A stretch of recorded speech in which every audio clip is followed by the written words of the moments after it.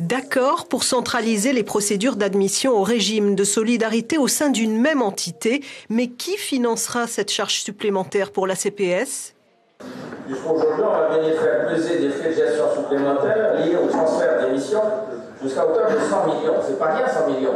Une interrogation légitime pour les membres du CESC, plutôt mitigés sur la question. Ça va être une charge financière, effectivement, puisqu'il va y avoir du personnel qui va être recruté, donc financièrement, il va falloir les payer. Donc, apparemment, dans le dossier, c'est 100 millions qui vont être affectés au régime pour pouvoir justement pallier à ces recrutements. Et ils viennent d'où ces 100 millions ? Actuellement, ils viendraient du RSPF. C'est justement sur ça qu'on n'est pas d'accord.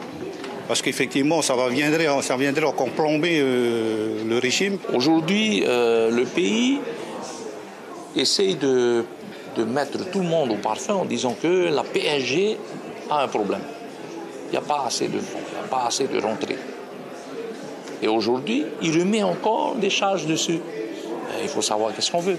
Un transfert de mission qui soulage le budget général du pays de 100 millions et pourrait donc peser un peu plus sur le régime des cotisants. Non, affirme le responsable de l'Agence de régulation sanitaire et sociale. Les 100 millions seront bien entendu pris en charge par le régime de solidarité qui, je rappelle, est un régime dont le pays assume la dépense.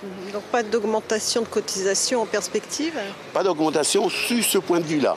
Les recrutements que la CPS serait amenée à faire pour traiter les dossiers du RSPF seront pris en charge, donc par le régime de solidarité qui est alimenté par les dispositions, je dirais, du pays.